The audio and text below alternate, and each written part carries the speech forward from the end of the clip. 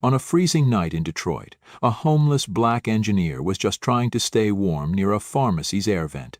When he saw a masked man about to rob the store, he didn't hesitate. He rushed in to protect the people inside. But instead of being thanked, he was injured and mistaken for the attacker. It wasn't until the security camera revealed the truth that everything changed, and a new door opened in his life. Before we dive in this story, let us know, where are you watching from? We love to hear your thoughts.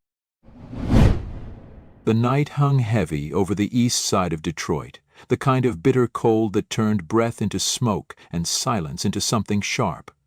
Along Gratiot Avenue, most of the city was asleep. The streets were empty, the storefronts dark, save for one, a 24-hour pharmacy on the corner, its flickering sign buzzing faintly in the wind. Outside, curled up against the brick wall beside the delivery entrance, lay a man wrapped in a worn olive blanket, his back pressed to the vent where warm air seeped out into the freezing night. His name was Malcolm Wade. He was 43, black, with a quiet strength in his shoulders and a stillness in his eyes. His skin had been darkened not just by race but by time and hard weather. A speckled beard lined his face, trimmed with gray, and a pair of fingerless gloves covered hands that once held blueprints and measured tolerances. Malcolm used to be a civil engineer. He had built bridges, literal ones, over water, over highways, between neighborhoods he would never afford to live in. Before the pandemic, he had a wife, a decent job at a firm in Southfield, and a small apartment they were proud of. Then came the layoffs, the hospital bills, the funeral. One by one, the supports of his life collapsed like a badly poured foundation. For the past 8 months, he had been invisible, sleeping behind this pharmacy, because the air vent gave just enough heat to keep him alive, and because through the security glass he could still see light. He didn't beg, didn't speak unless spoken to. Every morning before the city stirred, he packed his things, wiped the sidewalk clean with a piece of rag cloth, and disappeared until nightfall. He called it clearing the blueprint, his private joke, the kind no one laughed at anymore. That night, the air was colder than usual. His shoulder ached from a fall on the ice the week before, and the wind made it worse. He was awake, sitting upright beneath his blanket, watching the pharmacy door like he always did, a habit, nothing more. Until he saw the man. At first, it didn't register. Just someone walking slowly down the sidewalk across the street, hood up, head down. But something in the man's movement made Malcolm's stomach tighten. Too slow, too cautious. He wore a dark hoodie, gloves, and a black ski mask, not a COVID mask, not a scarf, but the kind that made his whole face disappear. Malcolm's breath caught. He glanced at the pharmacy windows, 2 people inside. A young white woman in a powder blue coat, flipping boxes of medicine in aisle 3.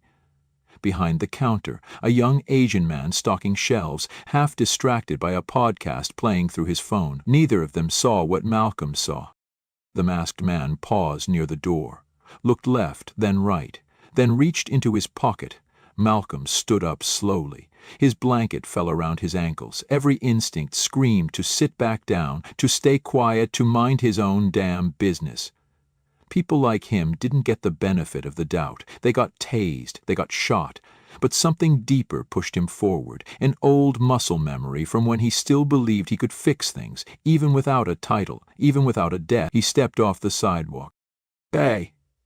His voice cracked from the cold. The masked man looked up, startled. Malcolm raised his hand slightly, not threatening. "Don't do it. This ain't the way." The man didn't answer, just pulled a knife from his jacket, 4 inches of steel glinting under the pharmacy's neon light. Malcolm barely had time to react. He lunged forward, not to fight, just to stop him from reaching the door. Their bodies collided hard. The knife slashed downward and caught Malcolm's left shoulder, ripping through his coat and into flesh. Pain exploded through him, white-hot and immediate. They crashed against the glass door with a loud bang that echoed through the quiet block. Inside the pharmacy, the clerk dropped a bottle. The woman turned toward the noise, startled. The door flew open from the impact, setting off a low chime. The masked man slipped away, bolting down the sidewalk. Malcolm stumbled forward and fell to his knees inside the store, clutching his bleeding shoulder. Blood spread across his coat, his vision blurred. The clerk stepped out from behind the counter. "Hey, what the hell? What are you—" He froze. The young woman screamed. The only thing they saw was a homeless black man, bleeding, crouched in the entryway. Malcolm gasped, holding out his good hand. He had a knife. "Call the cops," someone yelled. "Lock the door." Malcolm tried to explain, but the words didn't come. All he could do was look up. That's when he saw it. Just above the door, blinking red in the corner. The security camera, still rolling, still watching. The harsh white lights of the ambulance stung Malcolm's eyes. His shoulder throbbed in waves of burning heat, and the metallic scent of his own blood filled his nose. A paramedic hovered over him, tightening a bandage with clinical focus, but Malcolm barely heard her voice. He was cold, exhausted, and trying to piece together what had just happened, what he had stopped, what he had become in the eyes of the people around him. As they lifted him into the back of the vehicle, he caught a glimpse of the pharmacy entrance. Police officers were already taping off the scene. The young clerk stood with arms crossed, shivering, while the woman in the blue coat pointed toward the door, her voice rising with urgency. None of them looked at Malcolm. Not like a man, not like a neighbor. They looked at him like a problem, like the reason they had to stay late, write reports, and answer questions they didn't want to answer. At the hospital, he was treated but not left alone. A uniformed officer sat just outside his curtained-off section in the ER. Not watching him like a victim, watching him like a suspect. Malcolm noticed, but said nothing. The doctor, a woman in her 50s with weary eyes, stitched his shoulder quietly, then asked, "Do you know the man who attacked you?" Malcolm shook his head. "No, never saw him before tonight." She glanced at the officer outside, lowered her voice, and said, "They're holding off on pressing charges until they get the footage. You might want to rest. You've got a long night ahead." Malcolm closed his eyes, not because he was tired, but because he didn't want to see the way people looked at him. Like saving someone was suspicious, when you didn't have an address to write on a form. Back at the pharmacy, Officer Daniel Lattimore reviewed the footage from the store's security system alongside the store's regional manager and the location's night supervisor. Lattimore was in his early 40s, cautious by training, skeptical by nature. He'd seen plenty of street incidents in his time, and most didn't end with someone homeless trying to be a hero. But as he scrolled back through the footage, frame by frame, a new picture formed, one that didn't match the assumptions made at the scene. The video showed the masked man pausing at the door. It showed Malcolm standing, approaching, raising his hands. There was no weapon in Malcolm's hands, no aggression, just warning. And then, clear as day, the masked man pulled the knife. The confrontation was messy, fast, but unmistakable. Malcolm had jumped in, not out of rage, not for gain, but to stop something from happening. He had gotten hurt because he acted when no one else did. Lattimore called the station. "We need a composite sketch," he said. "Suspect still out there. The guy on the ground, the one bleeding? He's not our problem. He's the reason we're not writing up a homicide tonight." At sunrise, Richard Lynn arrived at the pharmacy. He wasn't just the regional manager, he was the CEO of the entire chain. Mid-50s, clean-cut, second-generation Taiwanese-American. He had built the company from 3 stores in Ohio to over 200 across the Midwest. He took pride in efficiency, in systems that worked, but that morning something didn't sit right. When he saw the footage, he watched it twice. Then he asked for Malcolm's name. He didn't need to be told that no one had spoken to the man with gratitude. No one had even asked who he was beyond a police report. Lynn took a deep breath and said, "Get me his hospital room number. Now." At Mercy General, Malcolm was sitting up in bed, his shoulder in a sling, his eyes distant. He had refused painkillers, said they made him foggy. He preferred the ache. At least it reminded him he was still alive. When the nurse told him someone wanted to speak with him, someone from the company, he tensed. "Let me guess," he said quietly. "They want to make sure I don't sue." But when Lynn entered the room, Malcolm didn't see a lawyer or a security rep. He saw a man who didn't come to apologize with a press statement in hand. "I watched the video," Lynn said, calm but direct. You didn't have to get involved, but you did. You put yourself in harm's way to stop something bad from happening to people you didn't even know." Malcolm didn't respond right away. His voice, when it came, was dry and low. "Yeah, I did." He looked out the window. "Doesn't mean I belong in there with them." Lynn sat down, folding his hands. "Look, I don't know your whole story. I don't know what brought you here. But I know what I saw. I saw a man who noticed what others didn't, who acted when it was easier not to." He paused, then added, "That's something I want on my team." Malcolm turned, skeptical. "You offering me a broom?" "No," Lynn said without blinking. "I read the intake form. It says you were a civil engineer. Is that true?" Malcolm said slowly. "Worked for Belmore Infrastructure for 12 years. Oversaw projects for MDOT." Lynn nodded. "Then I'm offering you something better. We're expanding our logistics division, building new infrastructure for our supply lines. Warehouses, delivery routes, internal tracking. We need someone who understands systems, structure, scale. I'm offering you a place to start again." Malcolm blinked. Not out of disbelief, but caution. He'd heard empty offers before. Jobs that disappeared once they learned he had no address, no bank account. But something about the man in front of him felt different. Honest. Tired, maybe, but honest.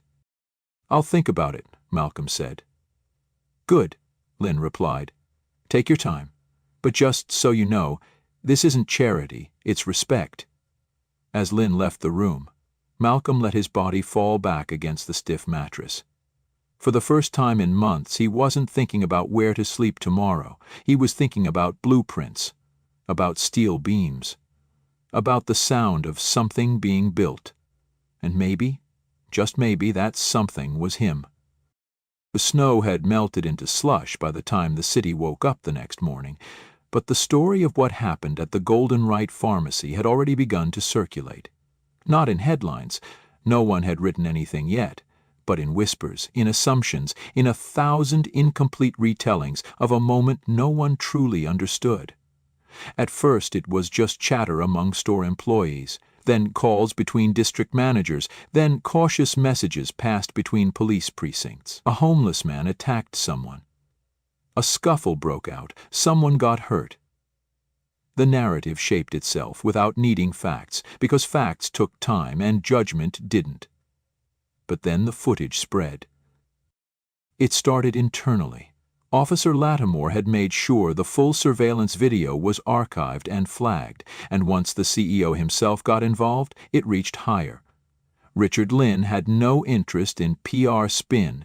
He didn't hire a marketing team or stage a press release. He simply sent the video to the people who needed to see it, the company board, his executive leadership, the local police department, and eventually the assistant district attorney overseeing the case. The video was clear, time-stamped, unedited.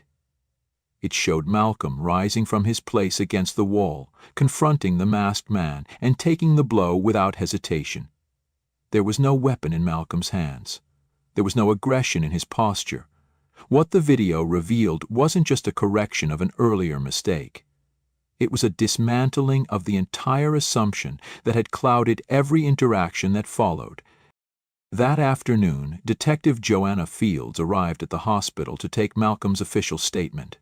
She was in her early 40s, straight-talking, and didn't waste time with pleasantries. When she walked into the room, she held a notepad in one hand and a portable recorder in the other. "Mr. Wade, I've reviewed the footage. I'd like to hear your version now." Malcolm didn't bother sitting up straighter. He was tired, sore, and skeptical of every badge in the building. "What difference does it make?" he said. "Looks like you already know what happened." Fields clicked on the recorder anyway. "For the record," she said, "tell me what you saw. What made you act?" He sighed, then started to speak, slowly, not dramatically, just plainly, like he was laying bricks in the truth, one by one. He told her about the man in the mask, the hesitation, the knife, about the way fear hit his stomach, but something older, something deeper, told him to get up. He didn't use words like heroism or bravery. He didn't say he meant to save anyone. He said he just did what felt right. Fields stopped the recording when he finished. She looked at him for a moment, then said, "You know, a lot of people would have stayed down. Just watched it happen." Malcolm shrugged. "I've been down long enough." The suspect, identified within hours thanks to a composite sketch and partial plate capture, was arrested that evening. A 23-year-old man with 2 prior assault charges and a history of drug offenses. He didn't resist. He barely even protested. When they asked why he targeted the pharmacy, he said, "They looked easy." The irony wasn't lost on anyone. Back at company headquarters, Richard Lynn called an emergency executive meeting. He played the video again for those who hadn't seen it, then asked a single question. What do we owe this man? Some board members mentioned publicity. Others suggested donation, a formal commendation, or press coverage. Lynn shook his head. "What we owe him," he said firmly, "is not a pat on the back. It's a future." That same evening, Lynn returned to the hospital. This time he didn't come with a folder or talking points. He came with a contract. It wasn't flashy, a probationary role in the logistics engineering division, starting salary, housing assistance built in. No spotlight, no cameras, just a chance. He found Malcolm sitting at the edge of the hospital bed, arm in a sling, reading a maintenance manual someone had left on the table. Lynn placed the folder on the tray and said, "You still interested?" Malcolm didn't open it. Not right away. "Why me?" he asked. "Because we need more people who move when it's not convenient, who act when no one's looking, and because someone like you shouldn't be sleeping on the street while guys half as smart make 10 times as much drawing fake warehouse maps." Malcolm smirked slightly, the first real expression on his face all day. "That's the sales pitch?" "That's the truth," Lynn said. Malcolm looked down at the contract. He didn't ask about benefits. He didn't haggle over salary. What mattered was simple. It was real. It wasn't pity. It wasn't a press stunt. It was a bridge, one he hadn't dared to believe still existed. "I'll take it," he said. Lynn nodded, no used respect. The next morning, the video made its way to social media, not because Lynn shared it, but because an employee who had seen it couldn't believe the story hadn't been told. The post was simple, just the clip and a caption. "This man stopped a robbery, got stabbed doing it," and people thought he was the criminal. The views started slowly, then snowballed. By nightfall, the video had over 2 million plays. News outlets picked it up.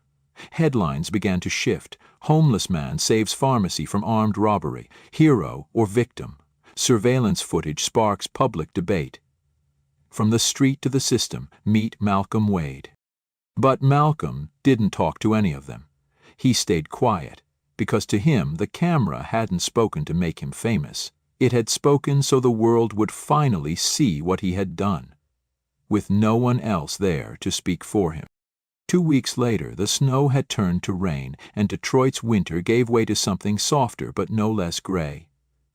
Malcolm stood in front of a different building now, a squat, red brick office on the edge of the city's warehouse district. The sign above the glass doors read, "Golden Right Logistics Division." It wasn't glamorous, but it was clean.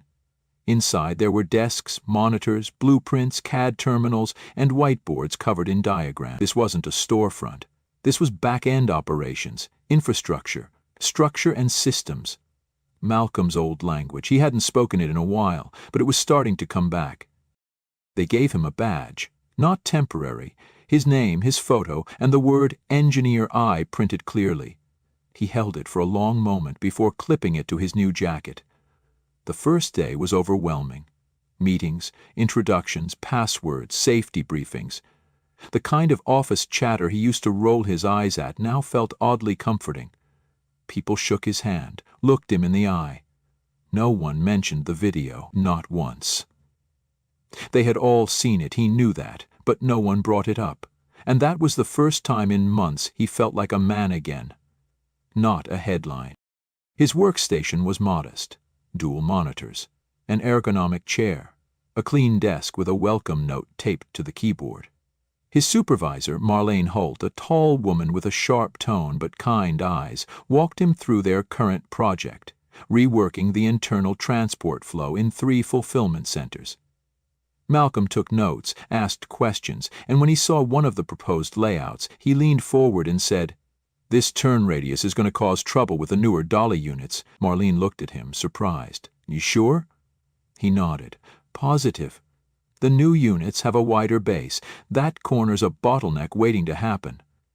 She stared at the screen, then smiled. "Well, damn, that's a good catch." The next few days were steady. Malcolm was always the first in, last to leave. He didn't talk much, but when he did, it was measured and useful.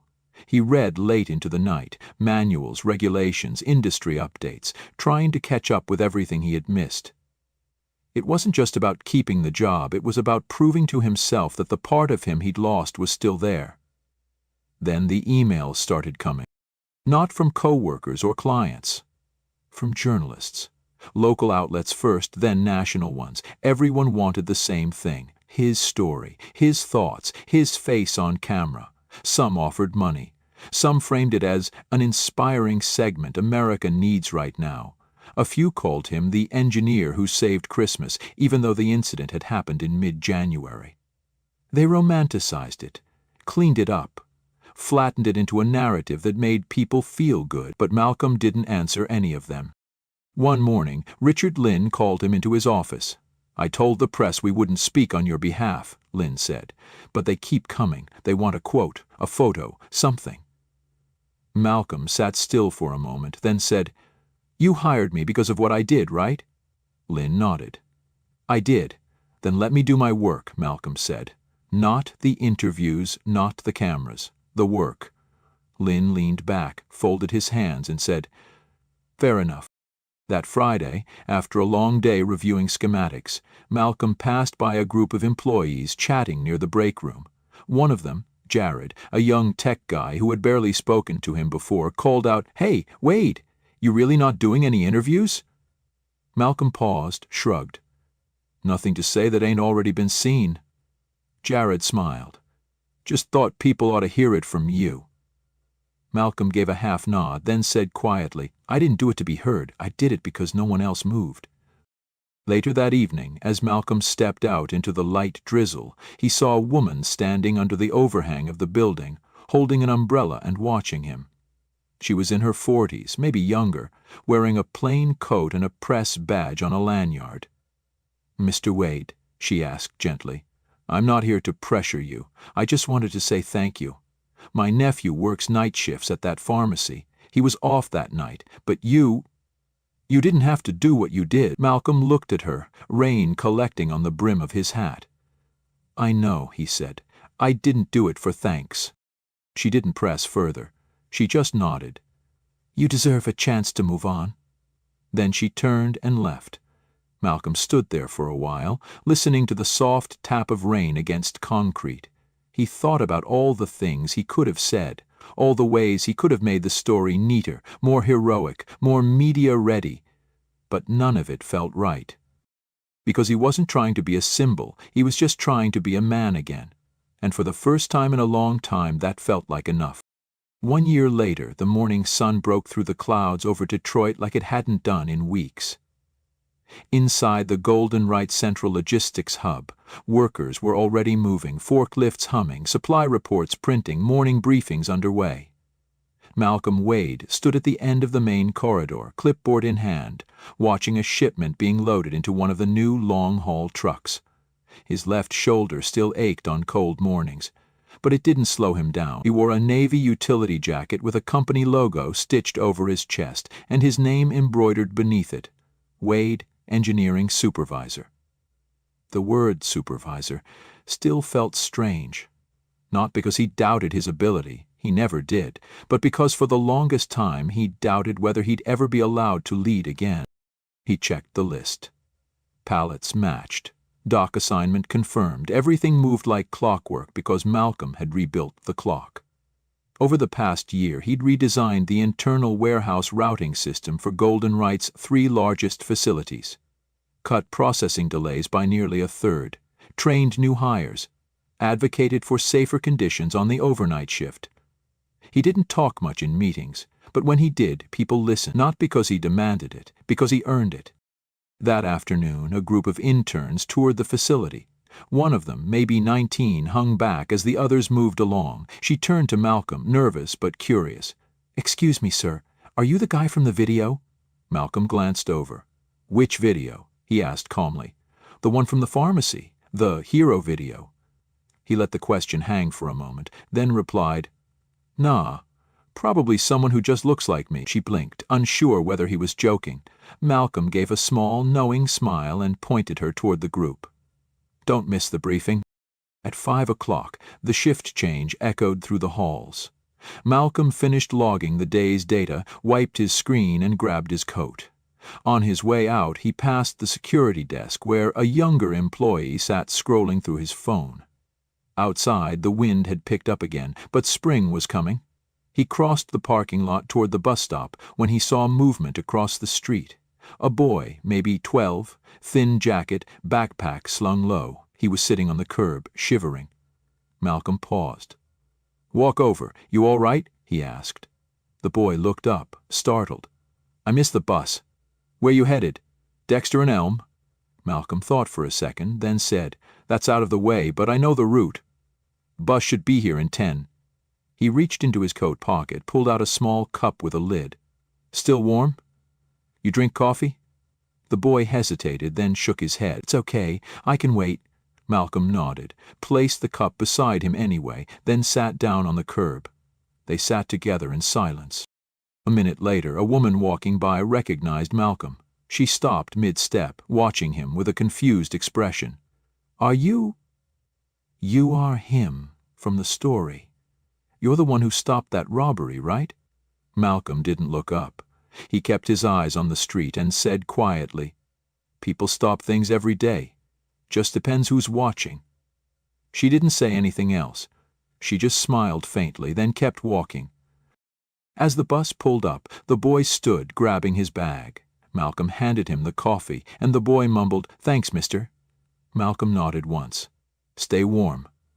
The bus pulled away, and Malcolm turned back toward the building. He looked at the windows lit from inside. Workers finishing shifts, deliveries being signed. Then he looked up at the sky. Clouds breaking just enough to let in a pale beam of light. He never gave an interview, never accepted awards. When asked by HR if he wanted to be recognized at the annual company dinner, he politely declined. No speeches, no spotlight. But in his desk drawer, under old site plans and revision drafts, he kept one small piece of paper. A quote, scribbled in his own handwriting the night he left the hospital. It read, "I just hope I did something good on a day that wasn't." And as he walked home, coat zipped to the top, head held steady, Malcolm Wade knew he had. Join us to share meaningful stories by hitting the like and subscribe buttons. Don't forget to turn on the notification bell to start your day with profound lessons and heartfelt empathy.